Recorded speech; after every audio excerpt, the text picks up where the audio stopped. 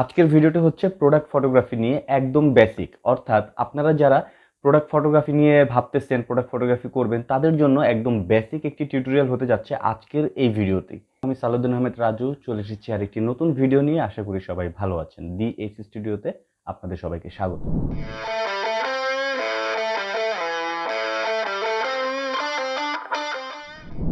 So recently আমার একজন client আমাকে 4 জোড়া জুতা পাঠালো, যেটার একদম বেসিক কিছু ফটোশুট করে দিতে হবে। সো আপনাদের মধ্যে যারা নতুন এবং প্রোডাক্ট ফটোগ্রাফি নিয়ে ইন্টারেস্টেড, তাদের জন্য এই ভিডিওটি কিন্তু খুবই উপকারী। সো চলুন কথা না বাড়িয়ে চলে যাই আমার মেইন টপিকসে।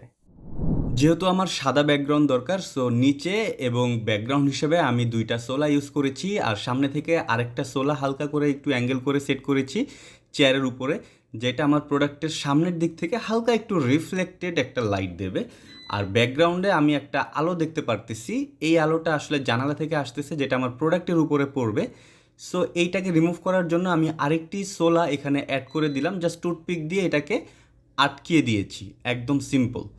সো দ্যাট যেটা হয়েছে, আমার প্রোডাক্টের উপরে কিন্তু এখন আলোটা কম পড়বে, অর্থাৎ পড়বেই না। তো এই হচ্ছে আমার লাইট সেট আপ। আমি দুইটা অক্টা ইউজ করেছি, আর দুইটা অক্টার সাথে আমি দুইটা লাইট ইউজ করেছি। এটা হচ্ছে AD200 গডক্সের, আর এটা হচ্ছে গডক্সের V8502। সো সামনে থেকে আমি লাইট দেখলে এই হচ্ছে আমার লাইট সেট আপ। যেহেতু এটা একদম বেসিক ফটোগ্রাফি ক্লায়েন্টের রিকোয়ারমেন্ট অনুযায়ী, সো এখানে আসলে এর বেশি আর কোনো লাইট সেট আপ বা কোনো টেকনিকের দরকার নেই। তো এরপরে আমি আমার ড্রাই ক্যাবিনেট থেকে ক্যামেরাটি বের করে নিলাম। ক্যামেরা হিসেবে আমি ইউজ করতেছি সনি A7 IV, আর লেন্স হিসেবে ইউজ করছি 85 1.8। আর ফ্ল্যাশ ইউজ করার জন্য আমি আমার ক্যামেরার সাথে একটি ট্রিগার ইউজ করছি, এখন যেটার মাধ্যমে আমি ফ্ল্যাশের সেটিংটাকে ঠিক করতেছি, অর্থাৎ গ্রুপ, চ্যানেল এবং পাওয়ার, এই জিনিসগুলো আমি সেট করে নিচ্ছি। যেহেতু প্রোডাক্ট ফটোগ্রাফি অনেক লাইট দরকার, সেই ক্ষেত্রে আমি 1/1 দিয়ে দিলাম সবগুলোতে। সো এখান থেকে চেঞ্জ করার সাথে সাথে কিন্তু আমার ফ্ল্যাশ এবং AD200-এর পাওয়ার অটোমেটিক চেঞ্জ হয়ে গেল। সো এখন আমরা 1/1 দেখতে পাচ্ছি। আর এই হচ্ছে আমার প্রোডাক্ট, 4 পেয়ার জুতা, যেগুলোর ছবি তুলতে হবে। আরেকটা জিনিস আমি বলে রাখি, সেটা হচ্ছে জুতার ছবি তোলার সময় এই যে ভেতরে যেই কাগজগুলো দেখতে পাচ্ছেন, এই কাগজগুলোকে ভালোভাবে ভেতরে চেপে দিতে হবে, যেন প্রোডাক্টের শেপটা খুব সুন্দরভাবে ফুটে ওঠে ছবিতে। অ্যান্ড এই যে পাশের যেই বা সাইডের যে লেদারগুলো, এইগুলোকে একটু টানটুন দিয়ে ঠিক করে দিতে হবে। অনেক সময় প্যাকেজিংয়ের কারণে কিন্তু এগুলো একটু চেপে থাকে, যেটা ছবিতে খুবই খারাপ লাগবে। মনে রাখতে হবে, প্রোডাক্ট ফটোগ্রাফিতে আপনার প্রোডাক্টই কিন্তু সব, তাকেই আপনার হাইলাইট করতে হবে। সো এটা বেসিক্যালি ক্লায়েন্টের এন্ড থেকে ক্লায়েন্টের লোকেরা করে দেয়, বাট এখানে যেহেতু কোয়ান্টিটি খুবই কম, সো এখানে আমি নিজেই করে নিচ্ছি। সো একজোড়া জুতো আমি সামনে রেখে আমি ক্যামেরায় চলে আসলাম ক্যামেরা সেটিং করতে। প্রোডাক্ট ফটোগ্রাফি যেহেতু এখানে প্রোডাক্ট খুব একটা বেশি মুভমেন্ট নেই, সো আমি শাটার স্পিড 125 রাখলাম, অ্যান্ড অ্যাপারচারটাকে আমি বাড়িয়ে দেব। কেননা প্রোডাক্ট ফটোগ্রাফিতে পুরো প্রোডাক্টটাকে আসলে ক্লিয়ার থাকতে হবে, অর্থাৎ ডেপথ অফ ফিল্ডটা অনেক বেশি থাকতে হবে।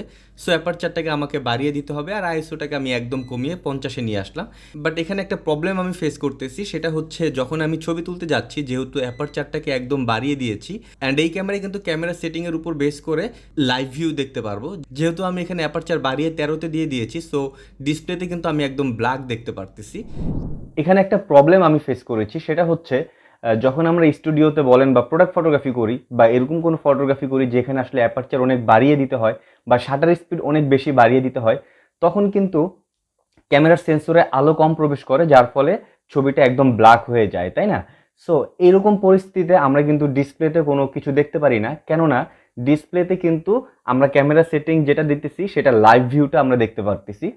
সো প্রবলেম যেটা হচ্ছে, আমরা কিসের ছবি তুলতেছি বা কম্পোজিশনটা কিরকম রাখতেছি, এটা কিন্তু বুঝতে পারি না আমি। সো এটার জন্য আমার সম্পূর্ণ আলাদা একটি ভিডিও রয়েছে, আপনারা চাইলে সেই ভিডিওটি দেখতে পারেন। আর আমি তো এখানে ছোট করে দেখিয়েই দিচ্ছি। সো এটা রিমুভ করার জন্য যেটা করতে হবে, আপনি জাস্ট FN-এ গিয়ে আপনার ভিউ অন অপশনে যাবেন, দেন সেটিং এফেক্ট অনটাকে সেটিং এফেক্ট অফ করে দিবেন। এটা নিয়ে বিস্তারিত আমার আরেকটি ভিডিও রয়েছে, চাইলে কিন্তু আপনারা সেইটাও দেখতে পারেন।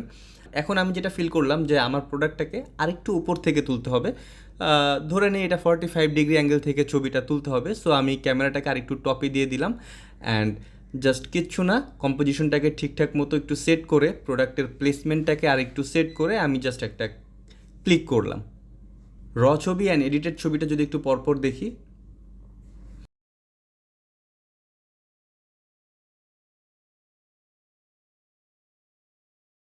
প্রথম প্রোডাক্টটি কিন্তু কমপ্লিট। এবার আমি দ্বিতীয় প্রোডাক্টটি নিয়ে আসবো। সো ক্লায়েন্টের রিকোয়ারমেন্ট অনুযায়ী যেহেতু একই কম্পোজিশনের ছবিটি হবে, সো আমি জাস্ট প্রথম প্রোডাক্টটি সরিয়ে দ্বিতীয় প্রোডাক্টটি সেম জায়গায় প্লেস করে দিলাম, অ্যান্ড দেন জাস্ট ক্লিক, আর কিচ্ছু না। কারণ হচ্ছে লাইট সেট কিন্তু আমার সেমই থাকতেছে এখানে। সো এইভাবেই আমি 4 জোড়া জুতার প্রথম কম্পোজিশনের ছবিটি শেষ করলাম। দেন চলে আসি আমি দ্বিতীয় কম্পোজিশনে। ক্লায়েন্টের রিকোয়ারমেন্ট অনুযায়ী দ্বিতীয় কম্পোজিশনে শুধুমাত্র একটি প্রোডাক্ট থাকবে।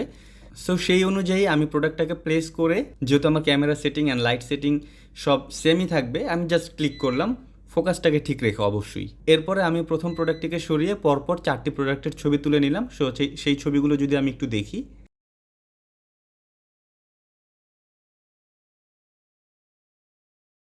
সো ক্লায়েন্টের রিকোয়ারমেন্ট অনুযায়ী প্রথম দুটি কম্পোজিশন কমপ্লিট। এরপরে আমি তৃতীয় কম্পোজিশনে চলে যাব। এটা একটু টপ থেকে ছবিটা তুলতে হবে।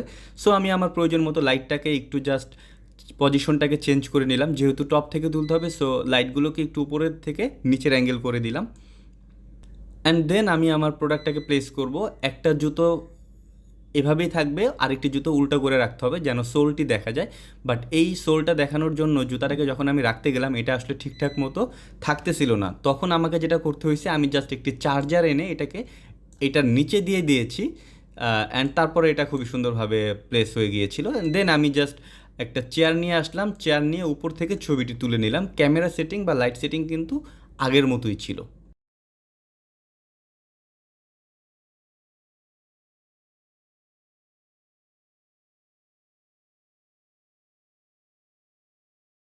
দ্যাটস ইট, ডান। ক্লায়েন্টের রিকোয়ারমেন্ট অনুযায়ী 3টি কম্পোজিশনের ছবি তোলা শেষ। কিন্তু আমি নিজে থেকে আসলে একটা জিনিস ট্রাই করতেছিলাম, হালকা একটু অ্যাডভান্স লেভেলের কিছু ট্রাই করে দেখি। সো আমার কাছে 2টা পার্টেক্সের পার্ট ছিল, ব্যাকগ্রাউন্ড হিসেবে এই দুটাকে ইউজ করে আমি জাস্ট এক জোড়া জুতা আমার পছন্দ মতো আমি এখানে প্লেস করলাম, অ্যান্ড দেন আমি জাস্ট আমার বাম সাইডের যে অক্টাটা ছিল এইটাকে ডান সাইডে নিয়ে গেলাম, অর্থাৎ প্রোডাক্টের ফেসে এটাকে পজিশন করলাম। আর এই ছোটো অক্টাটিকে আমি পেছনের দিক থেকে দিয়ে দিলাম, অর্থাৎ বড় অক্টাটি যেটি সামনে ছিল সেটার ঠিক অপোজিট ডিরেকশনে প্রোডাক্টের পেছন থেকে সেট করে দিলাম। এটাকে আপনারা 2 পয়েন্ট লাইটিংও বলতে পারেন। সামনের লাইটটা হচ্ছে কি লাইট, আর পেছনের লাইটটা হচ্ছে ব্যাক লাইট। সো এইখানে কিন্তু এই প্রোডাক্টের সামনের দিক থেকে হালকা একটু শ্যাডো থাকার চান্স থাকে। সো এটাকে রিমুভ করার জন্য আমি একটি সোলার সেট করে দিলাম, যেন এই প্রোডাক্ট থেকে যে 2টা লাইট পড়বে তার থেকে যে আলোটা রিফ্লেক্টেড হবে এই সোলার মাধ্যমে কিছুটা আলো আবার রিফ্লেক্ট হয়ে প্রোডাক্টে চলে যাবে। আশা করি বুঝাতে পেরেছি। সো আমি একটা চেয়ারে জাস্ট এই সোলারটিকে সেট করে দিলাম, অ্যান্ড দেন ক্যামেরা সেটিং বা লাইট সেটিং আগের মধ্যে রাখবো, কোনো কিছু চেঞ্জ করার দরকার নেই। আমি জাস্ট ক্লিক করলাম, অ্যান্ড দ্যাটস ইট। এতক্ষণ তো আমি 85 mm লেন্স দিয়ে ছবি তুলতেছিলাম, বাট এখন আমি আমার ক্যাননের যে 100 mm লেন্সটি রয়েছে সেইটাকে একটি কনভার্টারের মাধ্যমে সনির সাথে সেট করে একটু ক্লোজে ছবি তুলব, যেন প্রোডাক্টের ডিটেল কিছু ছবি তুলতে পারি। সো আমি আবারও বলছি, এই ভিডিওটি কিন্তু কোনো অ্যাডভান্স লেভেলের ফটোগ্রাফি টিউটোরিয়াল না, একদম বেসিক, যেখানে জাস্ট 2টা লাইট সেট করে প্রোডাক্টটাকে আপনি একটা সলিড ব্যাকগ্রাউন্ডে ছবি তুলতেছেন, একদম বেসিক। সো আপনারা চাইলে ঘরে বসে বা আপনাদের নিজস্ব সেটআপে কিন্তু এটা প্র্যাকটিস করতে পারেন। আর এখানে শুধু আমি ফটোশ্যুটটাই দেখিয়েছি, বাট এটা শ্যুটের পরে আমি আমার পিসিতে কপি করার পরে কিভাবে এডিট করতেছি বা ব্যাকগ্রাউন্ডটাকে চেঞ্জ করতেছি কিভাবে, এডিটের পার্টটা আমি আরেকটা ভিডিও রেখেছি, সেই ভিডিওটা আপনারা চাইলে দেখতে পারেন, সো দ্যাট আপনারা শ্যুট এবং এডিট 2টা সম্পর্কেই বেসিক একটা ধারণা পেয়ে যাবেন।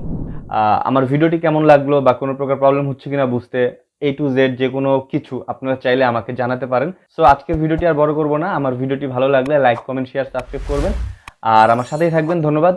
আসসালামু আলাইকুম।